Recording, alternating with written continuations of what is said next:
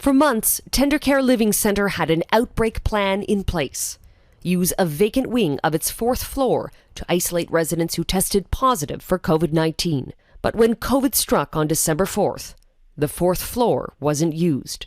Internal emails from Toronto Public Health obtained by Global News suggest Tendercare changed course only days into the outbreak, saying the fourth floor was not appropriate for a variety of reasons, such as no call bells and no curtains. According to the emails written in April, Toronto Public Health and Scarborough Health Network suggested a seemingly simple solution: baby monitors for no call bells and room dividers for the lack of curtains.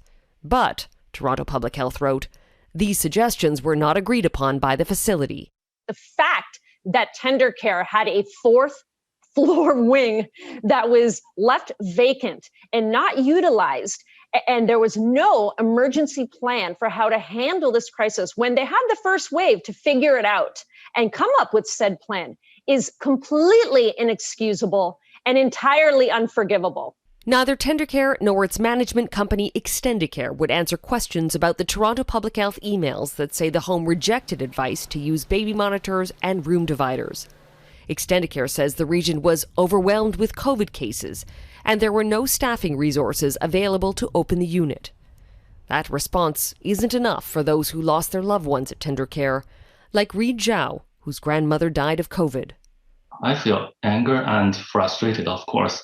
It's not only the lack of arrangement for the fourth floor missing baby monitors. And at the height of the outbreak, they should have called in support from the Red Cross, from the Canadian Armed Force. There are things they could do. The Ontario government has apologized for the impact of the pandemic on long-term care homes and says new legislation is coming this fall. Carolyn Jarvis, Global News, Toronto.